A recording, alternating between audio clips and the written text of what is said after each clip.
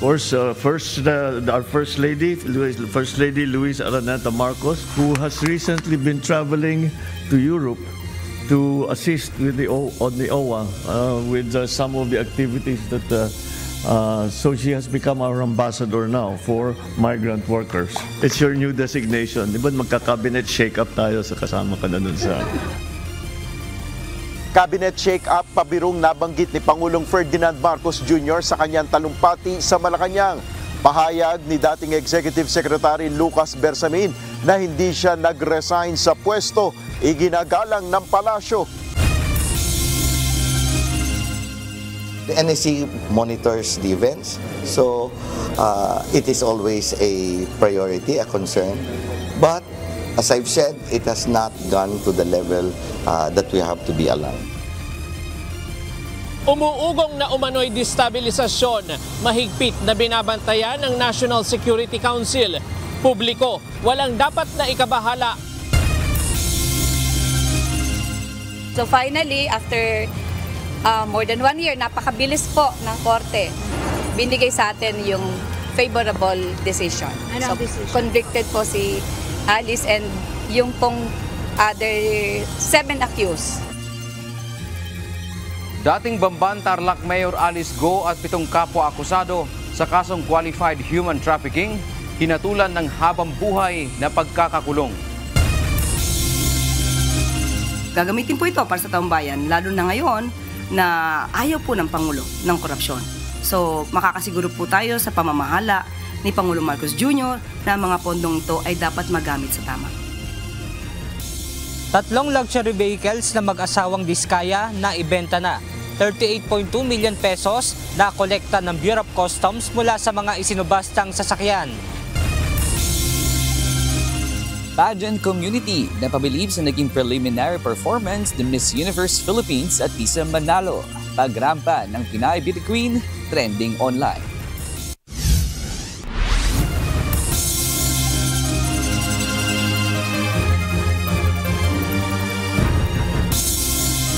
Magandang hapon, Pilipinas at sa buong mundo. Tayo po ay sabayang napapakinggan sa Radyo La Verdad 1350 ang UNTV Radio. Una sa ating mga balita. Bagaman pabiro, tila nagpahiwatig si Pangulong Ferdinand Marcos Jr. ng cabinet shake-up o balasahan sa mga miyembro ng kanyang gabinete. Samantala, nire-respeto naman ng Malacanang ang pahayag ni dating Executive Secretary Lucas Bersamin na hindi anya ito nagbitiw sa pwesto. Ito ang balita ni Nel Maribuhok.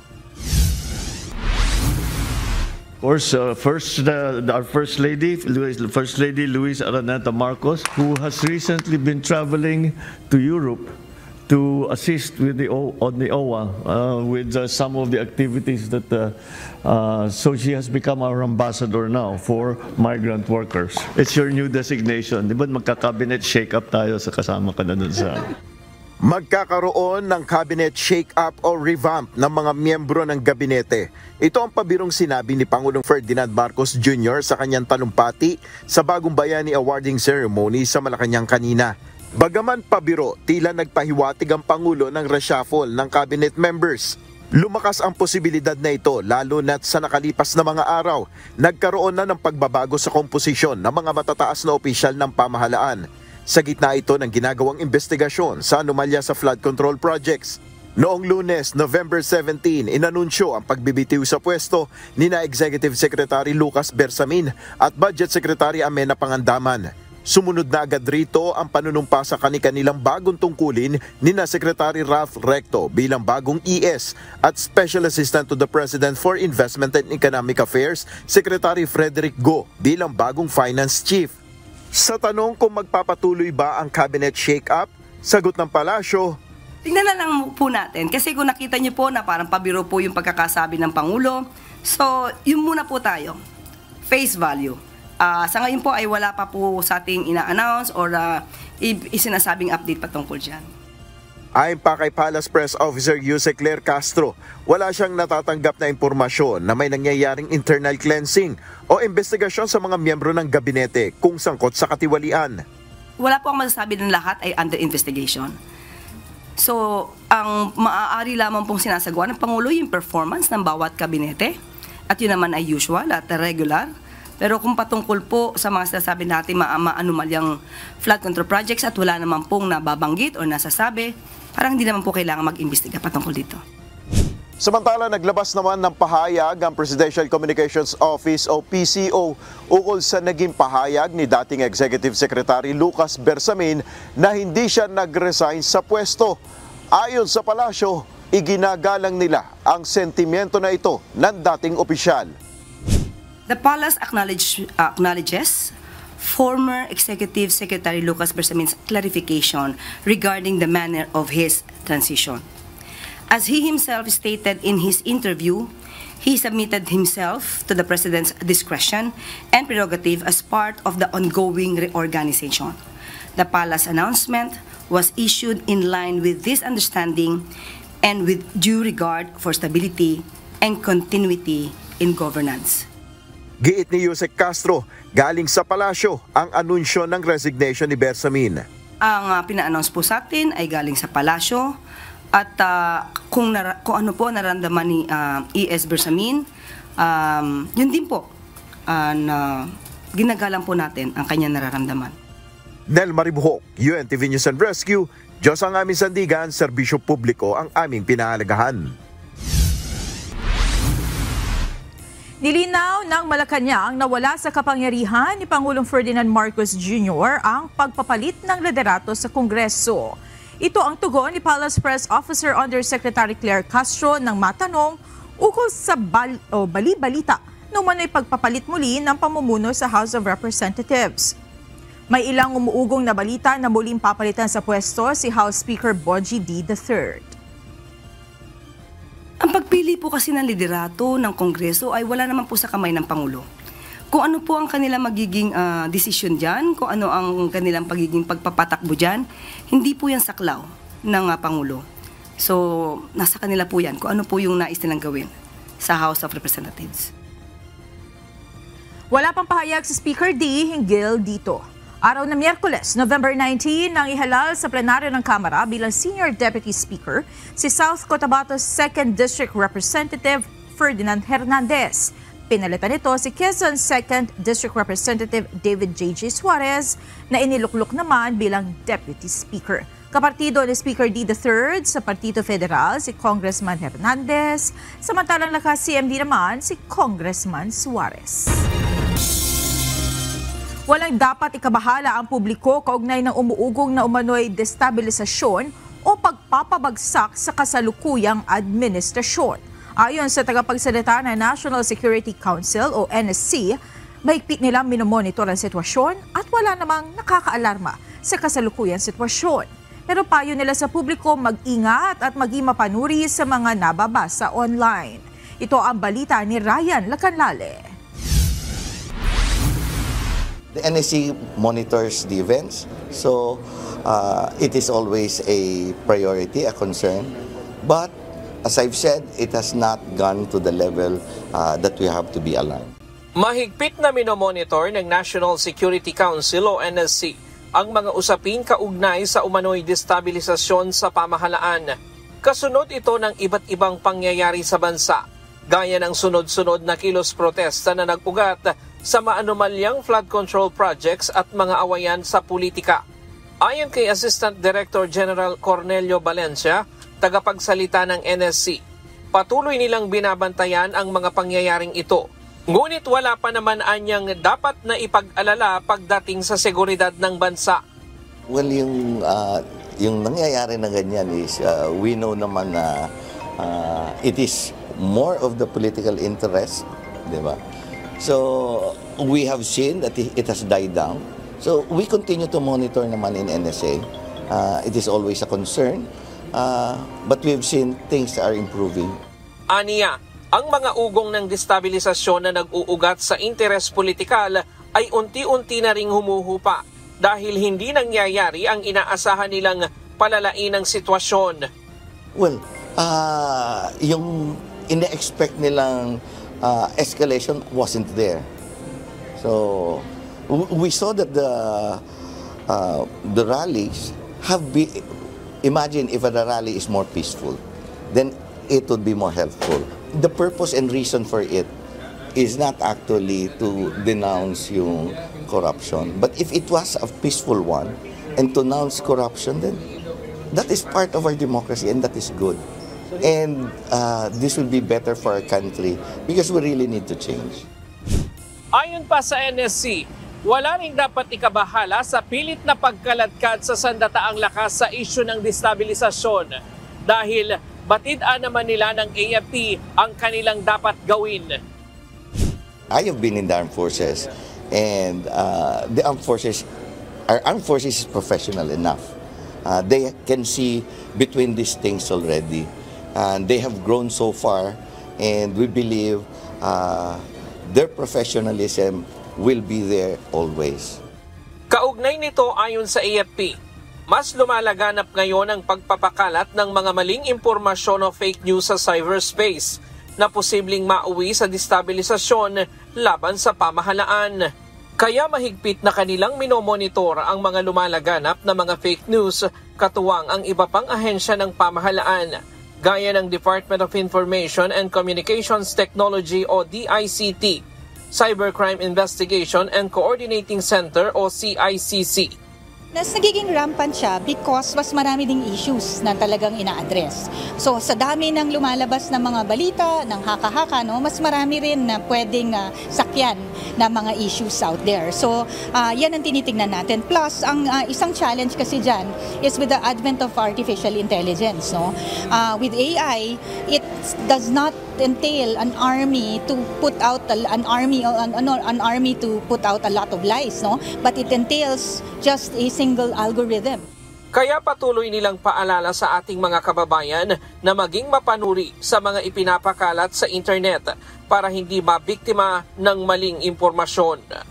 Ryan Lacanlale, UNTV News and Rescue.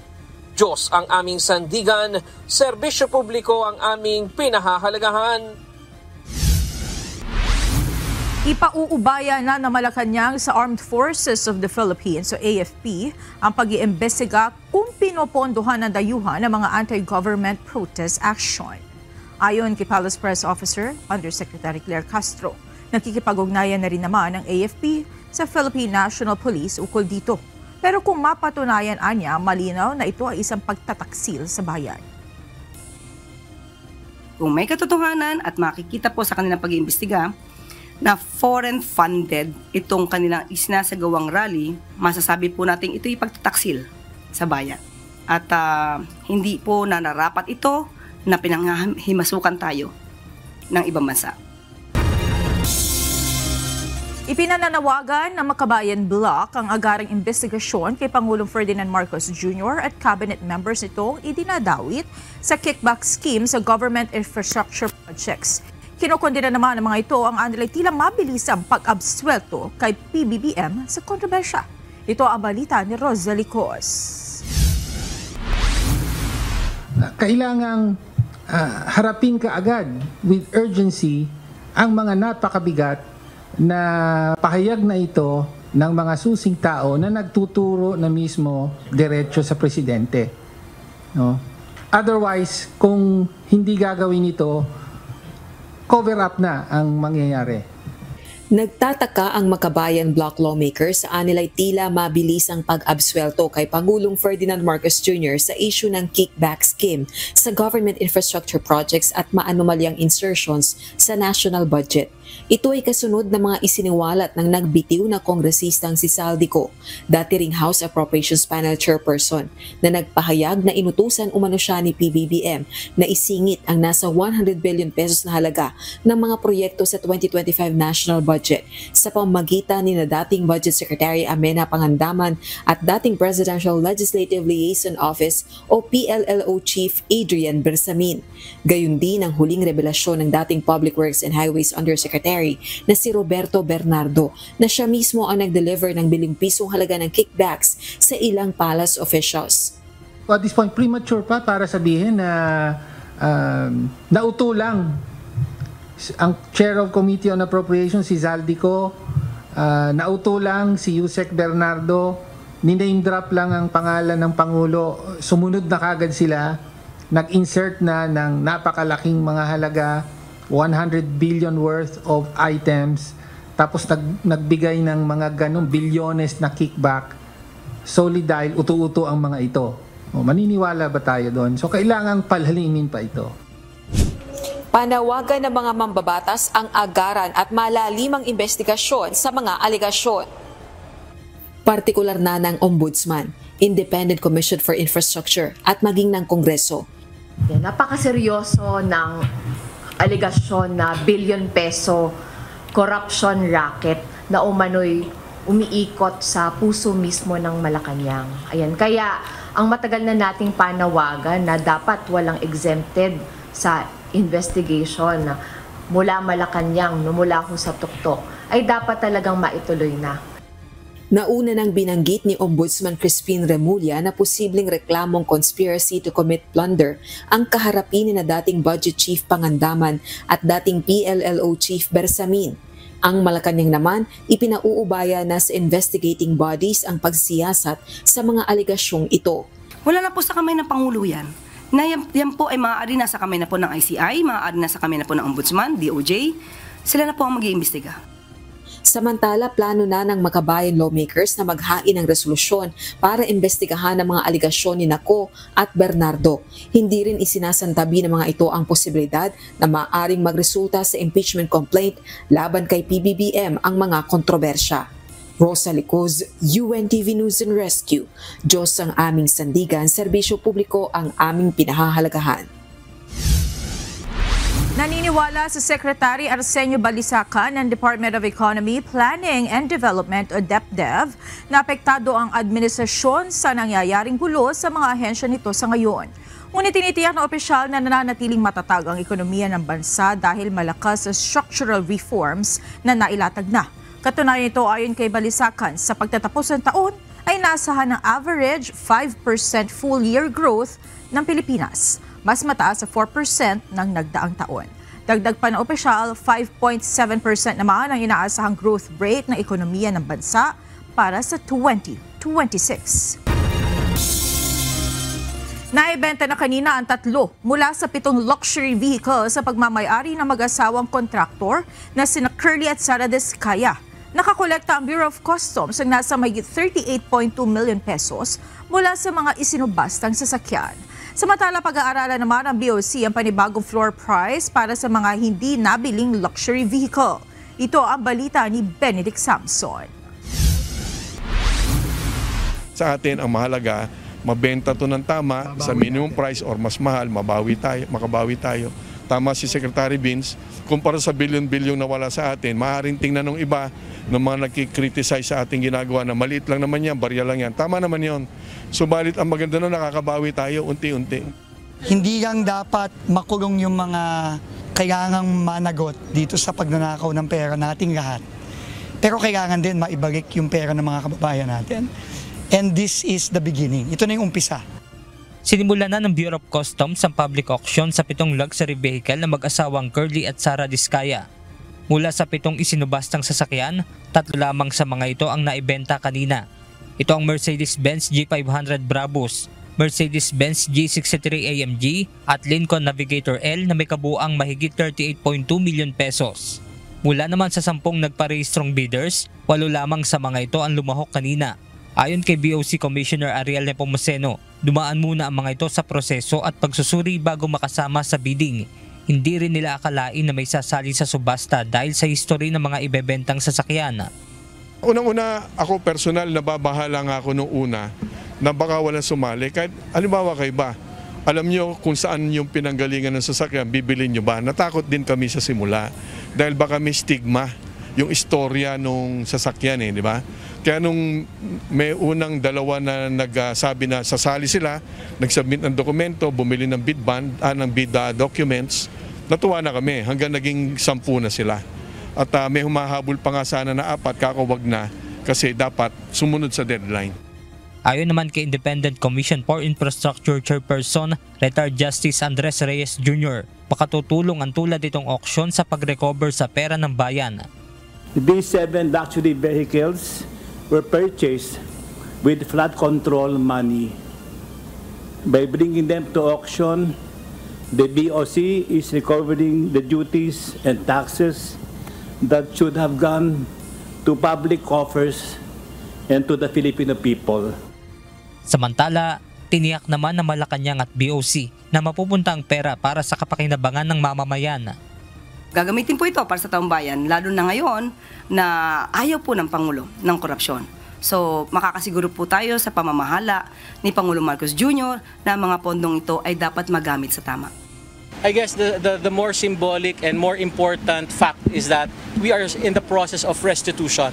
Unti-unti po nating binabalik ang pondong nawala sa ating bayan, sa kaban ng bayan. Nakahanda naman ng Bureau of Customs na pag-aralan ang panibagong floor price para sa 4 na mamahaling sasakyan na hindi na isobasta ngayong araw. Ang 4 na luxury vehicle ay ang Toyota Tundra, Toyota Sequoia, Bentley Bentayga at Rolls-Royce Cullinan. Ayon sa tagapagsalita ng BOC, may mga bidder na lalahok muli lalo na kung makikita na medyo mababa na ang presyo ng 4 na mamahaling sasakyan. I leave it to the committee to decide, no?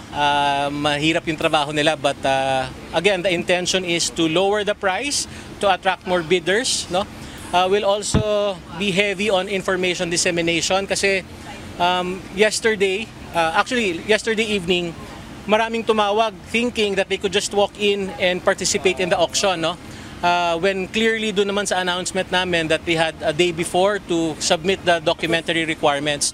Samantala, ayon naman sa Land Transportation Office, makikipagtulungan sila sa BOC para maisaayos ang dokumento ng mga nabiling sasakyan. To all successful bidders, please be assured that the LTO will provide full assistance in the smooth processing and transfer of ownership of the vehicles you will acquire today. We will work closely with BOC to ensure that all necessary steps are completed in full compliance with the law. Benedict Samson, UNTV News and Rescue. Diyos ang aming sandigan, serbisyo publiko ang aming pinahahalagahan.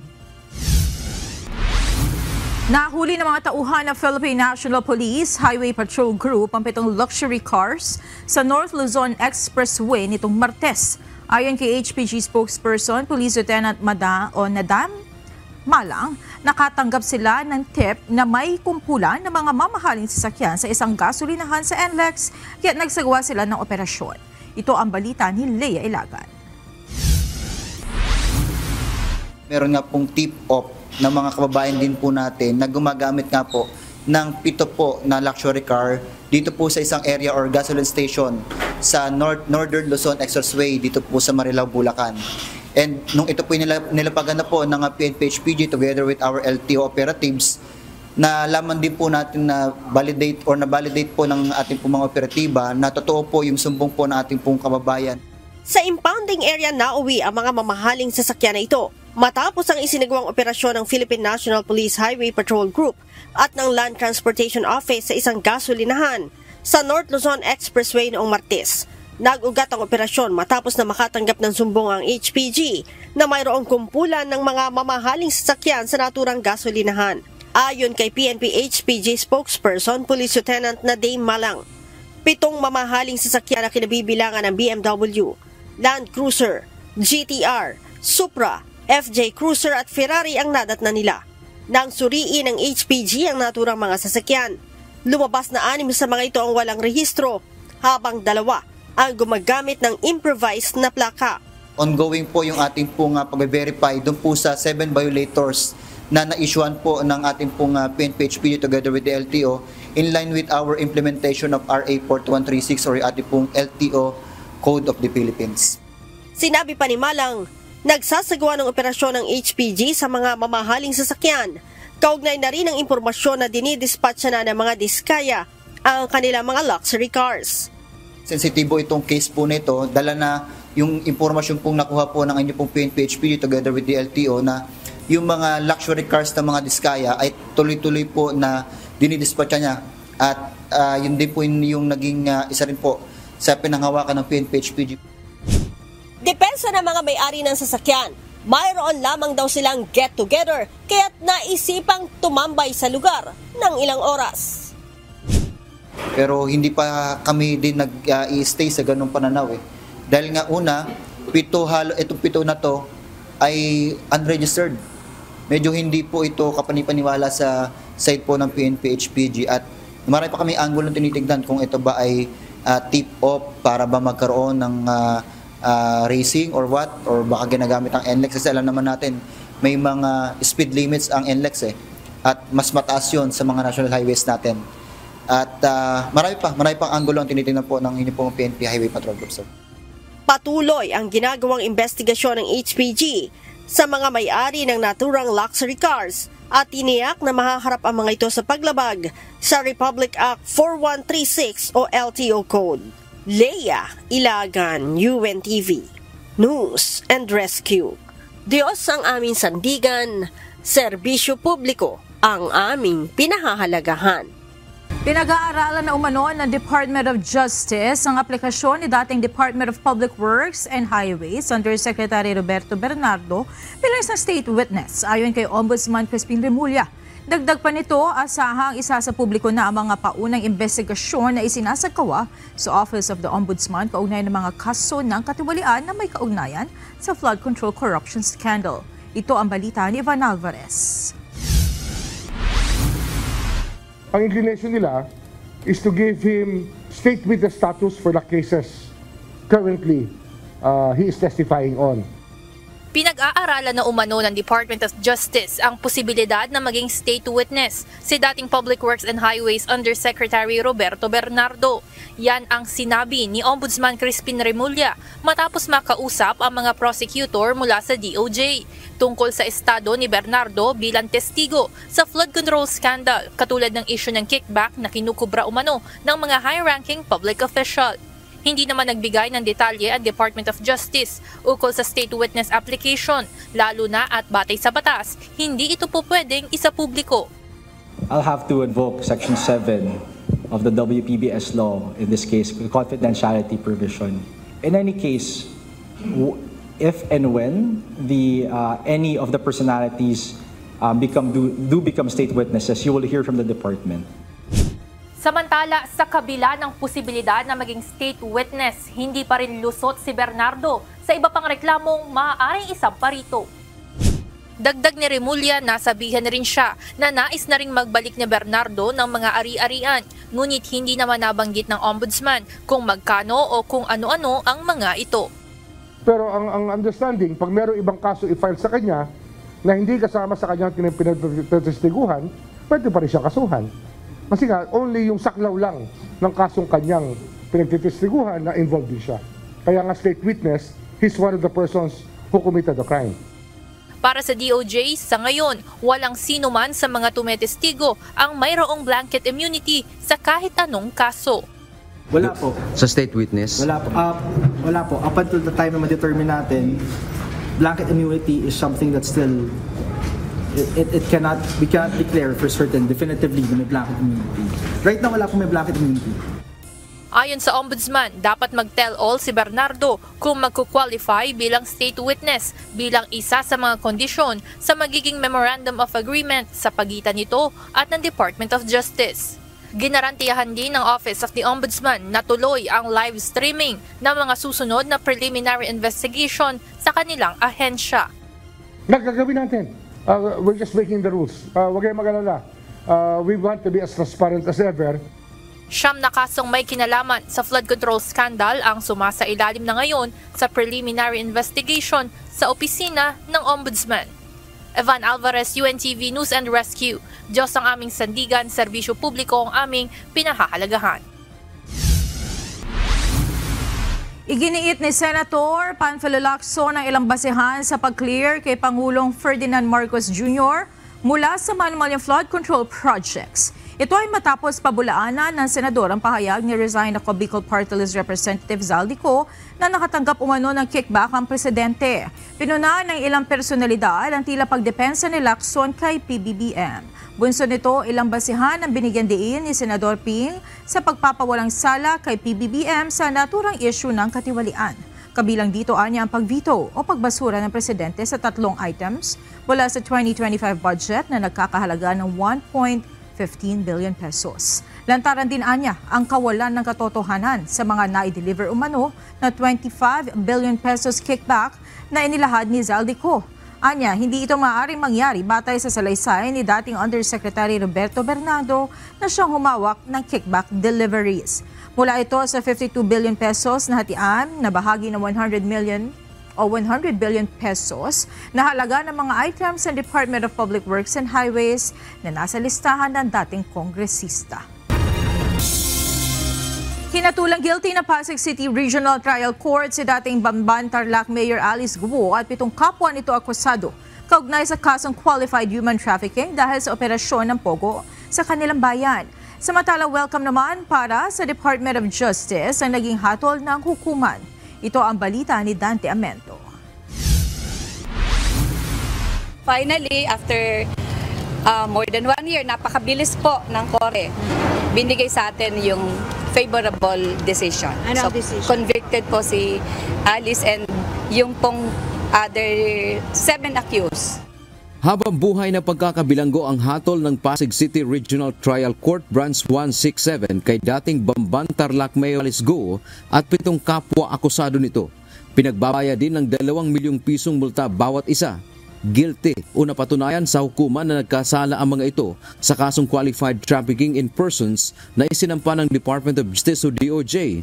Ayon kay Deputy State Prosecutor Olivia La Rosa Torrevillas, ang mga nahatulan ay principal o pangunahing sangkot sa pag-organisa ng human trafficking sa pamamagitan ng Filipino Offshore Gaming Operator o POGO sa bayan ng Bamban. Forfeited din pabor sa gobyerno ang buong Bafo compound kung saan nagkaroon ng POGO operation. Life sentence po and forfeited po ang entire Bafo compound in favor of the government. 6 billion. Ang nag-operate po kasi niyan ang Presidential Anti-Organized Crime Commission together with our partner Leyas. Pagkatapos maibaba ang hatol, ipinag-utos din ng korte na ilipat si Guo sa Correctional Institution for Women o CIW sa Mandaluyong City, samantala ang mga lalaking akusado ay sa New Bilibid Prison o NBP sa Muntinlupa. Nagpasalamat ang Presidential Anti-Organized Crime Commission o PAOK sa hatol ng hukuman. It is not just a victory for the government but a victory for the victims, for the community, and pati na rin sa ibang bansa. Makikita natin kasi ibang biktima ay may mga foreigners.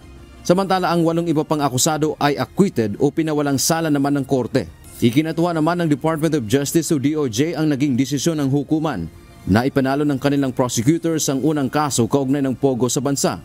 Nagkaroon na rin anya ng hustisya ang mga biktima sa kaso. Pero aminado ang DOJ na maaari pa namang umapila ang mga nahatulan. The judgment is immediately executory. So ibig sabihin, to answer your question, there is still a right to appeal, of course, from the RTC to the Court of Appeals. Binigyang diin ng DOJ na patunay lamang ang hatol kay Guo sa tiwala sa sistema ng hustisya ng bansa. Kung desisyon na ito, napakalaking panalo to sa ating bansa, lalo na sa dako ng human trafficking. Pero pinag-usapan nga namin, connected din niya sa confidence sa ating justice system. Dante Amento, UNTV, News and Rescue. Diyos ang aming sandigan, serbisyo publiko ang aming pinahahalagahan.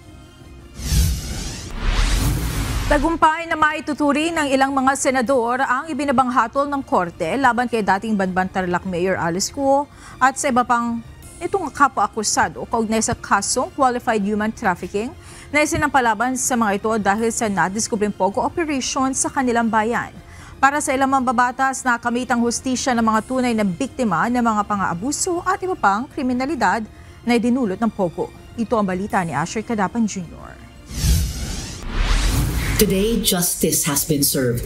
The conviction of Alice Guo, aka Guo Huaping, is a victory against corruption, human trafficking, cybercrime, and many other transnational crimes. Hindi na sila makakaulit ngayon. Ito ang binigyan diin ni Senador Risa Ontiveros matapos ang hatol na guilty sa ilang kaso laban kay dating Bamban Tarlac Mayor Alice Guo alias Guo Huaping. Partikular ito sa kasong qualified human trafficking na may parusang hanggang 40 taong pagkabilang. Ayon sa Senadora, chairperson ng Senate Committee on Women, Children, Family Relations and Gender Equality, nagbibigay ito ng pag-asa sa trabahong ginagawa nila. This Senate investigation delivered unprecedented results. It helped secure a presidential executive order banning pogos, provided evidence towards a guilty verdict sending a criminal to prison for life, and contributed in the passage of the anti-pogo law of 2025. I am proud to consider it one of the most consequential Senate inquiries of my life's work so far. Kaugnay nito, nagpasalamat si Senador Ontiveros sa mga biktima, testigo, whistleblowers, law enforcers at sa publiko. Ngunit nangako ito na patuloy na hihingi ng pananagutan sa bawat ahensya ng gobyerno na nabigo sa kanilang mga tungkulin. Ayon pa kay Senador Risa Ontiveros, magpapatuloy pa rin ang pag-iimbestiga nila sa kabuuang lawak ng operasyon ng Chinese intelligence sa bansa.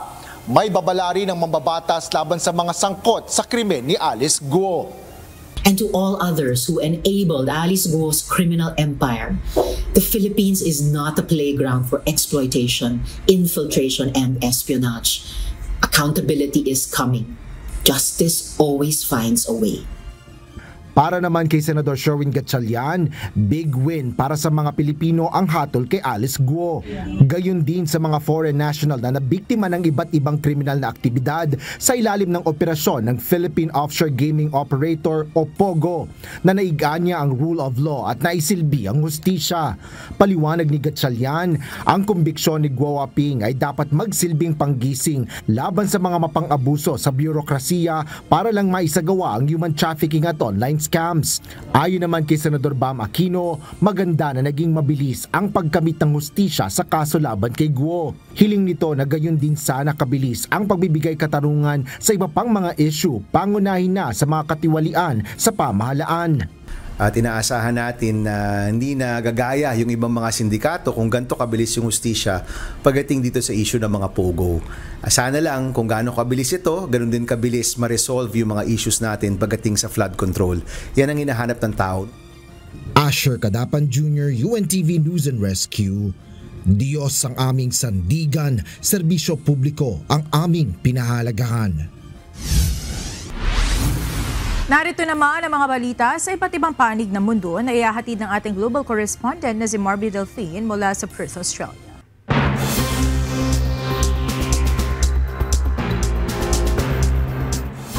Magandang gabi naman sa inyo dyan sa Pilipinas.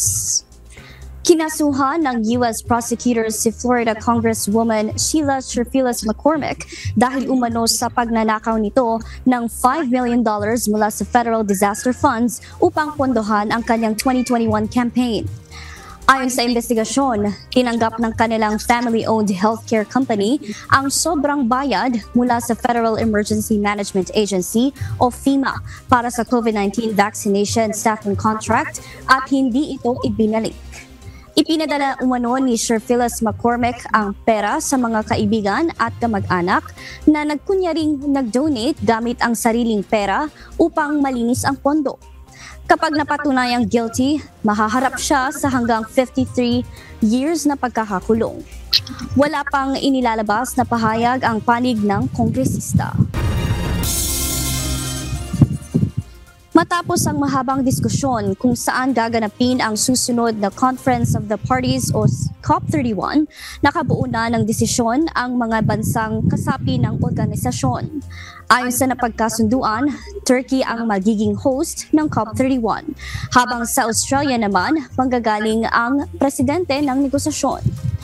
Isang arrangement na ngayon pa lang ay itinuturing na hindi pangkaraniwan sa kasaysayan ng COP. Ito ang balita ni James Hilario. Where the COP is held in Turkey, but Australia, myself, is appointed COP President for negotiations, for the purposes of the negotiations, is an outcome which achieves those objectives. Idarao sa Turkey ang COP31 sa susunod na taon.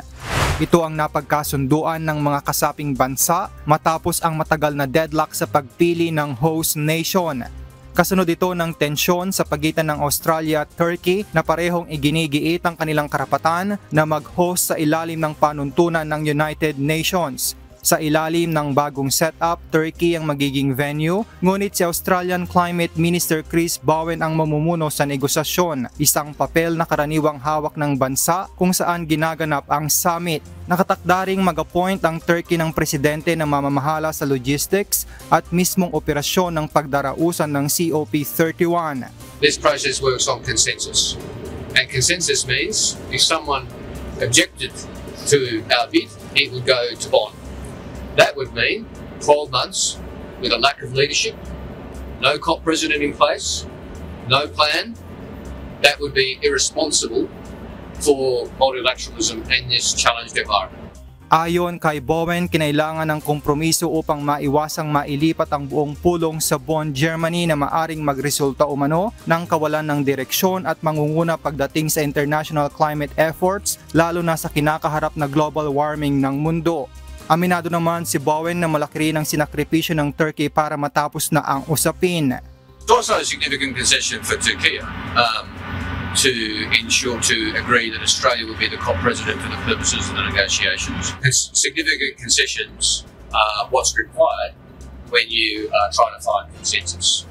Samantala, ilang leader sa Pacific region ang nagpahayag ng pagkadismaya dahil hindi natuloy ang Australia bilang full host.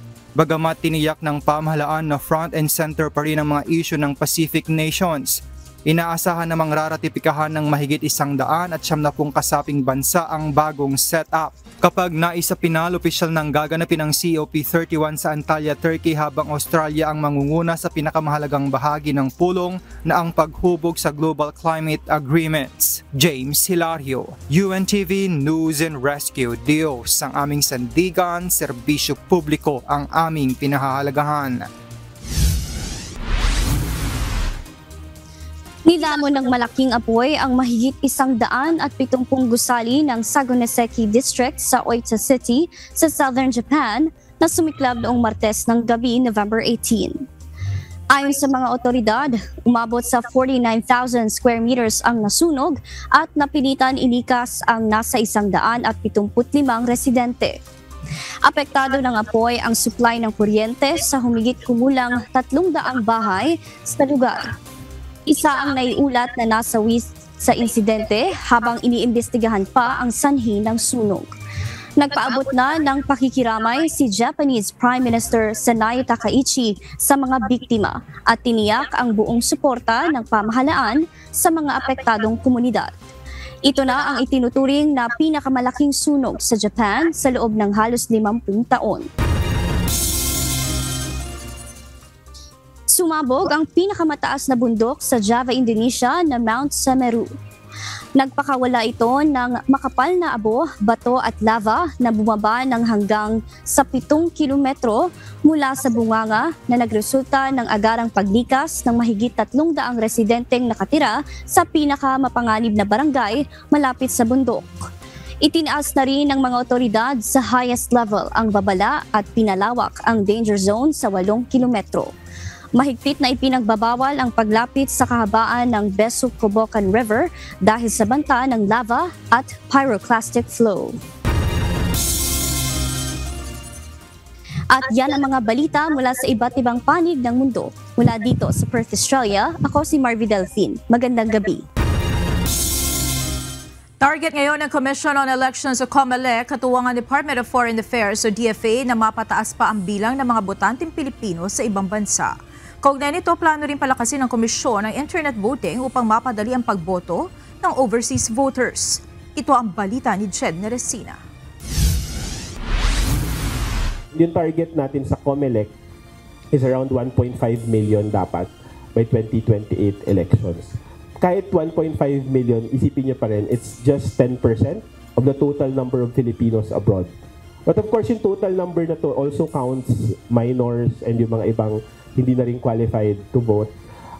But still, it's a long way to go and a huge opportunity for us to increase our voter base. Sa 10 milyong Pilipino na nasa ibang bansa, 12% o nasa 1.2 million lang ang rehistradong botante base sa record ng Commission on Elections nitong nakaraang 2025 midterm elections. At ayon sa komisyon, maaari pang mabawasan ang nasabing bilang kapag naglinis sila ng listahan at naalis ang mga inactive voters o yung mga hindi nakaboto ng dalawang magkasunod na eleksyon. Kaya ayon kay COMELEC Director for Attorney Ian Gionanga, nag-iisip na ang komisyon ng paraan upang mas mailapit sa mga Pinoy abroad ang pagboto at pagpaparehistro. Isa na rito, aniya, ang pagsabay sa pag-renew ng pasaporte ng mga overseas Pinoy sa mga susunod na taon. Most of those 10-year passports would be expiring in the next 2 to 3 years. So which means that we'd have an influx of Filipinos going to the embassies and consulates there. So we want to maximize that that trend na pupunta ulit sila sa embassies and consulates. Ayon kay Atty. Gionanga, sa ganitong estratehiya mareresolba nito ang ilan sa kadalasang dahilan ng mga Pinoy na walang oras para sa voters registration o kaya malayo ang embahada ng Pilipinas sa kanilang mga lugar. Kaugnay nito, patuloy na rin ang COMELEC sa pagpapabuti ng nasimulan nilang online o internet voting nitong 2025 midterm elections. With internet voting, yun yung gusto nating i-address din. Na it doesn't just address the issue on gender inequality. Kasi nga, you're really giving access to everyone, regardless kung ano yung status nila, regardless ano yung gender. Nagiging issue na lang din doon is kung ano yung access nila in technology, for example. So, nawawala yung gender cap if na-address mo na through the use of technology. So, hopefully, as we progress din, not just siguro with the use of technology sa voting, but with registration. Dahil dito, inaasahang kakaunti na lang ang dadayo sa mga embahada o konsulado kung internet voting na ang karamihan, lalo na at nitong nagdaang eleksyon ay naging maayos ang botohan gamit ang internet sa unang pagkakataon. As mentioned na, yung turnout natin for 2025 was 18.4%. We're only able to meet yung 2019 record natin. So we were not able to exceed yung so far yung highest record for overseas voting, which is 2022 elections. But understandably, it's also a presidential election. So ang daming factors na iniisip natin. Posible kasi ito lang talaga yung nag-intend to vote during that time because it's a midterm elections. Iba rin yung init ng elections ng 2022. So, iba rin, I guess, I'm feeling na mas iba yung init din for the 2028 elections. So, mas chances are it would definitely be higher. Sa tulong ng Department of Foreign Affairs Overseas Voting Secretariat, nais ng COMELEC na mapaigting pa ang information dissemination sa mga Pinoy abroad upang makahikayat ng mas maraming magparehistro at bumoto. Bukod dito, patuloy rin ang DFA at COMELEC sa pagsasagawa ng mga forum kasama ang mga opisyal ng pamahalaan at mga akademiko upang talakayin ang mga hamon at tagumpay sa overseas voting at maglatag ng mga plano para sa mas epektibong pagpapatupad nito. Jedne Resina, UNTV News and Rescue. Diyos ang aming sandigan, serbisyo publiko ang aming pinahahalagahan.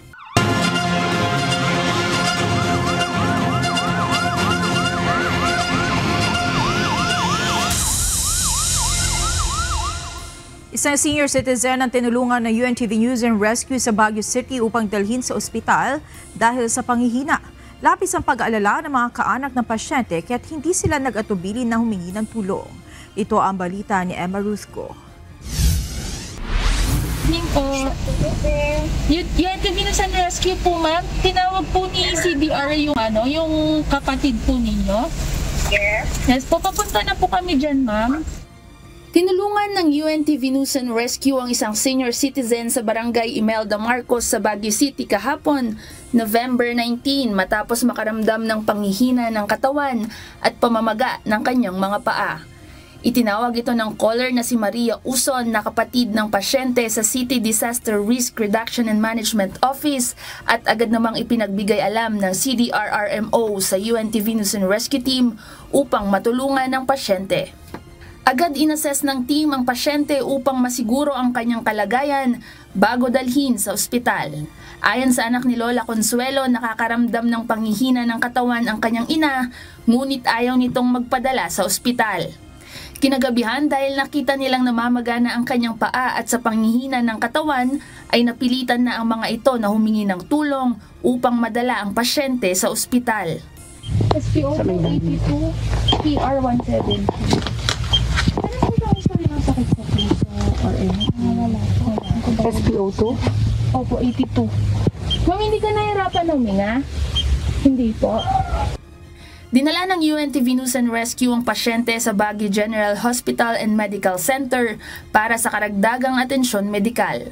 Sa mga nangangailangan ng agarang tulong sa panahon ng aksidente o sakuna, makipag-ugnayan po sa UNTV News and Rescue Hotline 8911-UNTV o 8911-8688. Emma Ruthgo, UNTV News and Rescue. Diyos ang aming sandigan, serbisyo publiko ang aming pinahahalagahan.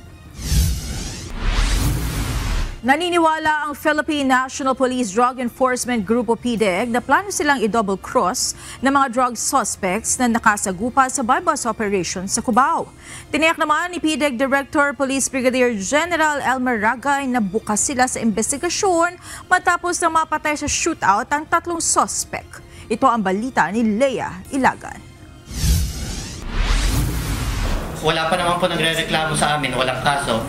But the thing is, moto proprio po na iimbestigahan sila ng aming Internal Affairs Service to look into the legality of the operation. Wala pong hindi naman sinasabing may kasalanan sila, pero procedure po yun to include all other examinations to be conducted. Inilabas na ng Philippine National Police Drug Enforcement Group o PDEG ang CCTV footage ng bypass operation sa bahagi ng Cubao noong Martes ng hapon. Sa video, makikita ang kulay maroon na kotseng ito kung saan nakasakay ang civilian asset at ang pulis na nagpanggap na buyer.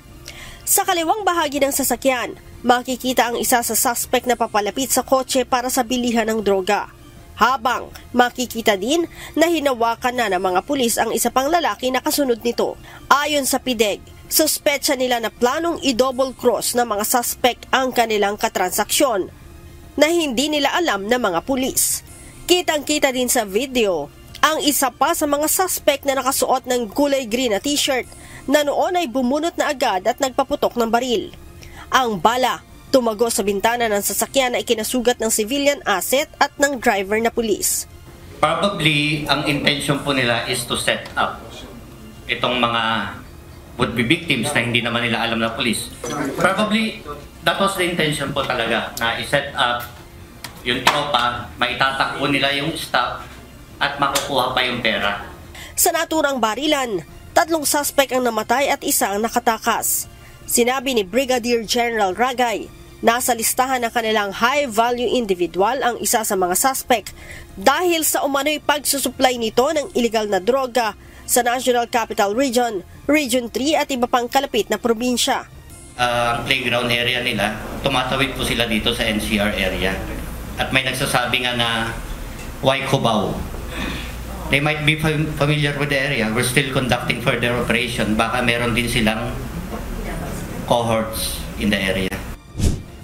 Dagdag ni Brigadier General Ragay, bagamat nananatiling bloodless ang kanilang kampanya laban sa iligal na droga, kailangan din daw ipagtanggol ng mga pulis ang kanilang sarili sa oras ng panganib. As I've said, kami naman po sa PNP, we still maintain that battle cry, bloodless operation. Nakita nyo naman po yung effort ng tropa to arrest in the video clip. But then again, how would that affect us kung kami ang tinamaan? As a commander or director, how would that affect me kung ako ang nawalan ng tropa? So, it's just a matter of doing our jobs, doing our mandate. At dahil mayroong nasawi sa inkwentro, handaan niya ang mga operatiba na sumalang sa investigasyon. Kami naman po ay open sa investigation. We already gave you updates, gave you this press con, and obviously, nakuha nyo na rin po yung clip for further scrutiny. Nauna nang sinabi ng tagapagsalita ng PDEG kahapon na 10 bloke nang hinihinalang shabu ang kanilang nakumpiska sa naturang operasyon na ngayon ay sumasalang sa pagsusuri ng forensic group. Leia Ilagan, UNTV News and Rescue.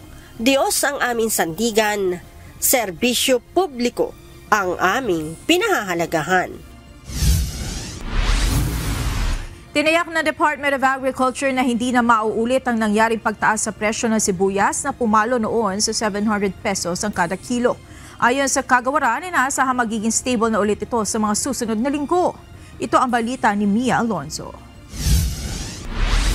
Nag-utos na naman secretary na magparating. So ina-expect natin siguro in next week magsisimula na bumaba yung presyo ng sibuyas. Pag nagdatingan yung karamihan ng mga imported red onions. Inaasahang bababa na ang presyo ng sibuyas sa susunod na linggo. Ito ang tiniyak ng Department of Agriculture bunsod ng tuloy-tuloy na isinasagawang importasyon ngayon ng sibuyas. Ayon kay Agriculture Assistant Secretary and Spokesperson Arnel de Mesa, 60,000 metric tons ng imported na pulang sibuyas ang inaasahang darating sa bansa hanggang Disyembre. May mga dumating pero syempre hindi mo yan sabay-sabay paparatingin. So ano yan, may schedule na parating. May dumating October, November, December. Aminado ang ahensya na manipis na ang stock ng lokal na sibuyas kaya naman nakararanas ng sobrang pagtaas sa presyo nito. Base sa pinakahuling monitoring ng DA, naglalaro sa 200 pesos hanggang 350 pesos per kilo ang presyo ng sibuyas sa iba't ibang palengke sa Metro Manila. Kaya naman isang hakbang nila ang pansamantalang importasyon habang hinihintay ang inaasahang harvest season ngayong Disyembre. Sa ngayon, mayroon ng nasa 11,371 metric tons na dumating na sa bansa at inaasahang may papasok pang 56,000 metric tons na mga sibuyas. Bagamat may pagsirit sa presyo ngayon at pagnipis sa supply ng lokal na sibuyas, tinayak ng DA na hindi na mauulit ang nangyaring pagsipa sa presyo nito noon na umabot sa 700 pesos ang kada kilo. Dahil nung time na yon, bukod sa hindi nag-allow ng importation on the proper time, kasi naubos na yung stock noon, hindi ako nagkakamali, August pa lang. Nag-allow lang ng import noon, November o October. So, grabe na yung pressure sa market. Kaya umabot yun ng nagsimula ng 150, naging 200, 300, hanggang naging 700. Ngayon naman, hindi siya aabot doon kasi may mga dumating na nga na sibuyas. So, we're expecting na bababa pa yung presyo this week, next week. Hindi na siya tataas pa. Ayon pa sa ahensya, inaasahan din na pagsapit ng January, muli nang dadami ang supply ng lokal na sibuyas na mabibili sa merkado dahil sa nalalapit na harvest season. Mia Alonzo, UNTV News and Rescue. Diyos ang aming sandigan, serbisyo publiko ang aming pinahahalagahan. Gumuho ang lupa sa bahagi ng kalsada ng Barangay Sanghay sa Mati City at dahilan upang isara ito sa mga sasakyan. Tanging motorsiklo at mga naglalakad lamang ang pinapayagang makadaan habang nagsimula ng magpadala ng equipment ng City Engineering Office para palaparin at ayusin ang daan. May malalaking bato umanong gumulong mula sa bundok at ilang puno ang pinangambahang mabuwal dahil sa naging paggalaw ng lupa. Dahil dito, pinag-iingat ang mga motorista at residente at alalang sumunod sa mga ipatutupad na adjustments habang inaayos ang lugar. Inaprubahan ng National Housing Authority ang hiling ni Cebu Governor Pam Barik 4 na ibalik ang 712 million pesos na housing funds para sa mga biktima ng Bagyong Odette noong 2021. Inaasahang i-release ang pondo sa susunod na buwan alinsunod sa utos si Pangulong Ferdinand Marcos Jr. Hindi natuloy ang pamamahagi ng tulong noon dahil hindi nagkasundo ang NHA at ang dating pamunuan ng Kapitolyo sa paraan ng distribusyon. Pagtitiyak ngayon ng provincial government, makikipag-coordinate sila sa NHA 7 para sa maayos sa pamamahagi ng financial aid sa mga apektadong pamilya. Sa panahon ng makabagong teknolohiya at AI-generated images, isang Cordilleran artist ang muling bumuhay sa pinakalumang anyo ng photography sa pamamagitan ng isang kamerang gawa sa kahoy at kultura. Ito ang balita ni Grace Doc Tolero. Actually ito, bagong camera lang to na ginawa ko. Nagre-representa rin ng aking pagka-creative kasi working siya eh. Actually ito yung 8x10 na camera, na Igorot camera. Carved rin siya. Kabilang sa mga highlights ng Baguio Creative Festival ang Igorot camera, isang hand-carved at fully functional vintage camera na pinagsama ang Cordillera tradition at lumang photography. Ginawa ito sa driftwood at kahoy na inukit ng Cordilleran artist na si Clinton Aniversario na may lente, silver sensitive paper at kahong ginagamit sa camera obscura. Kasi simple lang kasi, may lens, may box, at may silver paper sa loob na sensitive sa light. Ayun. Kaya kinopya ko, gumawa ko ng bago, parang ito is modern na tribal na parang vintage camera ang dating. Pero ngayon lang to ginawa. Sa panahon ng high-end digital cameras at AI photography, napapatigil ang mga bisita sa pagtanong kung paano nabubuhay muli ang lumang paraan ng pagkuha ng litrato sa modernong henerasyon. Masaya po kasi ito po yung amin pong yung trabaho po namin is actually para tumulong, no? So to augment and also to support po, no, yung mga creatives at saka po yung mismong city itself para po ma-promote yung creativity as a UNESCO Creative City of Crafts and Folk Art. Bago mabuo ang bawat larawan, dumadaan ito sa mahabang proseso mula sa paglagay ng light-sensitive paper sa Igorot camera, pag-aayos ng lente at exposure, hanggang sa pagde-develop sa portable darkroom ni Aniversario. Dito dahan-dahang lumilitaw ang imahe gamit lang ang liwanag, kahoy at lumang paraan ng pagkuha ng litrato. Mas marami ngayon kasi lumabas na yung karamihan AI, kaya mas gusto nila na yung nahawakan nila yung result kagad. Kaya marami kaya ang demand ng ganito ngayon, yung bumabalik nila sila nga sa makalumang estilo ng pagkuha ng litrato. Lahat, pati basura ng bundok, inipon ko. Basura ng tao, yung mga metal, mga sira-sira sa mga sirang bagay sa bahay ng mga kakilala ko, dinodonate sa akin. Tapos pagpunta ka sa river, mga driftwood naman, iniipon ko. Ang dami kong nakikita na figure. Pag nakikita ko, gusto ko ang iuwi lahat.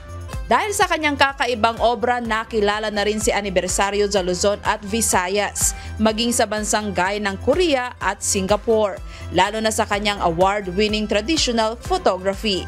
Subalit anuman ang tagumpay, hindi nagbabago ang kanyang layunin, ang ibalik ang pagpapahalaga sa manual photography at traditional na sining ng Pilipino.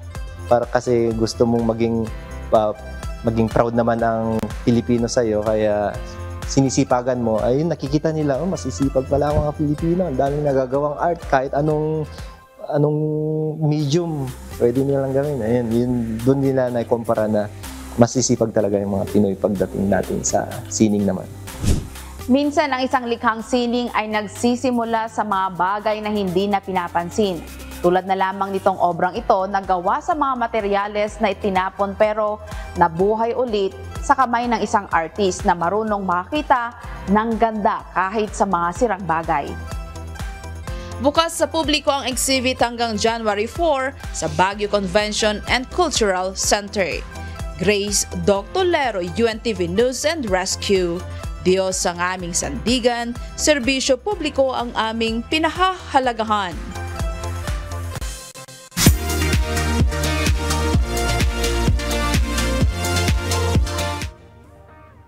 Trending at umaani ng papuri ang naging performance and tablado ni Miss Universe Philippines 2025 Atisa Manalo matapos ang preliminaries ng Miss Universe sa Muang Thong Thani, Thailand. Mula evening gown, swimsuit hanggang national costume, muling ipinakita ni Atisa kung bakit mataas ang kumpiyansa ng mga Filipino fans sa maaari niyang maiuwi ang corona. Ito ang balita ni Arkil Yorka.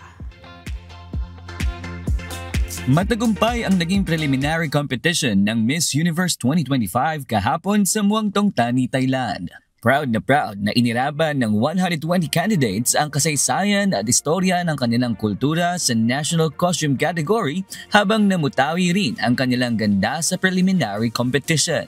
Hindi nagpahuli ang pambato ng Pilipinas na si Atisa Manalo na agad-agaw pansin sa fans. Mula swimsuit category hanggang sa kanyang sparkling midnight blue gown na dinisenyo ni Mac Tumang, pinahanga ni Atisa ang maraming manonood.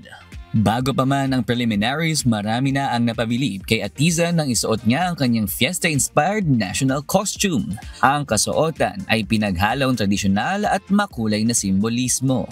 Mula sa hand-embroidered pinya top na hango sa traje de mestiza at Maria Clara hanggang sa palamuting inspired sa iba't ibang festival sa bansa tulad ng Giant Lantern Festival ng Pampanga, Pahiyas ng Quezon at Panagbangan ng Baguio.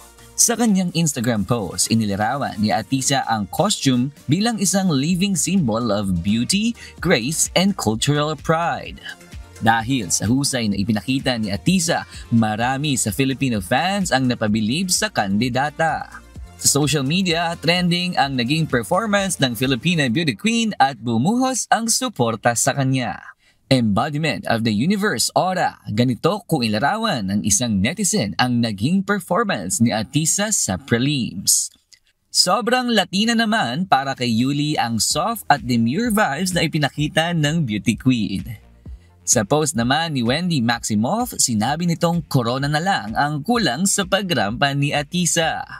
Maraming netizens din ang nagkomento na standout si Atiza sa preliminaries at pinuri ang kanyang poise, grace at stage presence. Bukod sa mga Filipino fans, pinahanga rin ni Atiza maging ang ibang lahi. Habang nagpapatuloy ang online voting sa ilang kategorya sa Miss Universe app, lalong tumataas ang excitement ng Filipino pageant community. Si Atiza na kinuranahang Miss Universe Philippines noong Mayo ay isa na ngayong frontrunners sa mata ng maraming fans at pageant analysts. Bukas, November 21, gaganapin ang Coronation Day sa Impact Mang Thong Thani Arena sa Bangkok, Thailand. Nakaabang naman ang buong mundo kung sino ang makapag-uwi ng corona at hihiranging Miss Universe 2025. RK Liorca, UNTV News and Rescue, Thailand. Diyos ang aming sandigan, serbisyo publiko ang aming pinahahalagahan.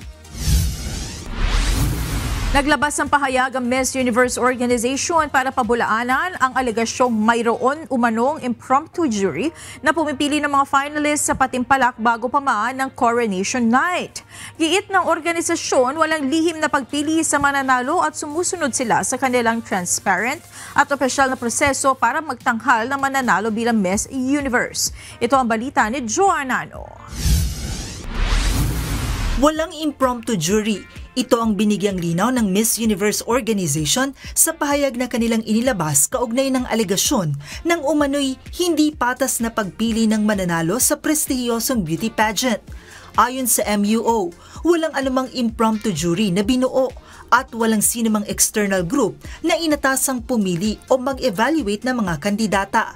Ang issue ay nag-ugat umano sa pagkalito ni Lebanese-French composer na si Omar Hafouch na isa sana sa 8 opisyal na hurado tungkol sa Beyond the Crown program.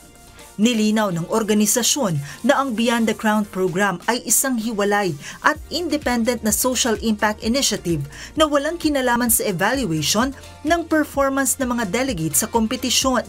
Sa halip umano na maging bahagi ng official judging panel, nagbigay si Hafouch ng pahayag na nagsasabing may non-official jury na pipili ng 30 semi-finalist at may potensyal na conflict of interest ang mga miyembrong kasama rito. Dahil sa umano'y disrespectful conversation sa pagitan niya at ni Miss Universe President Raul Rocha, nagbitiw si Hafouch sa pagiging hurado na agad namang tinanggap ng organisasyon.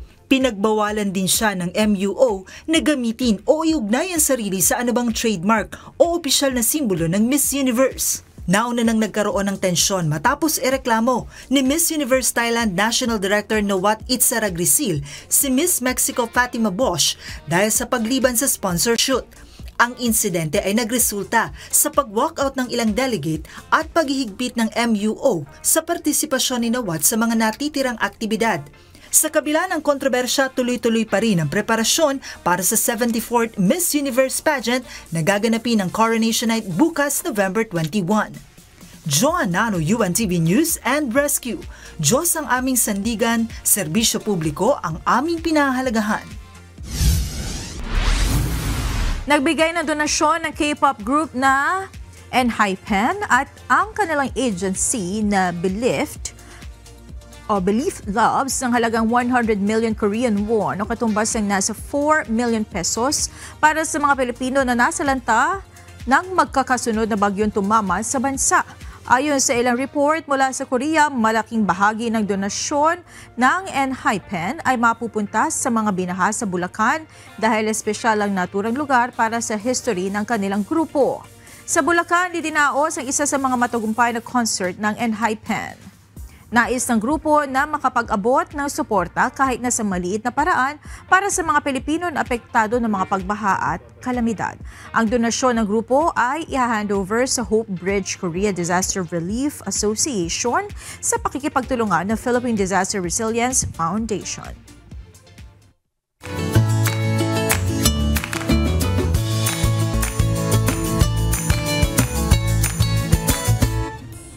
Narito naman ang ating mga naging kausi ngayong araw ng Huwebes. Maraming salamat at shoutout kina Lope Paune, Hana Gomez, Oscar Francisco, Laracas Nomer at Froilan Trigal, maging kay Danelo Antonio. Samantalang mga kasambahay, kung may mga istorya pa po kayong nais balikan sa Ito Ang Balita, pwede niyo po itong muling mapanood sa aming mga official social media account. Magtungo lamang po sa UNTV News and Rescue YouTube channel at i-click ang subscribe button. Gayon din sa aming Facebook, Instagram, X at TikTok accounts. Mapapanood nyo rin po rito ang iba pang news programs ng UNTV, pati na iba pang video ng nag-iisang public service channel. Kaya subscribe, like, and share. Narito naman ang salita ng Diyos na ating sandigan mula sa Aklat ng Roma, Kapitulo 10, versikulo 4, na nagsasabi, sapagkat si Kristo ang kinauuwian ng kautusan sa ikatutuwid ng bawat sumasampalataya.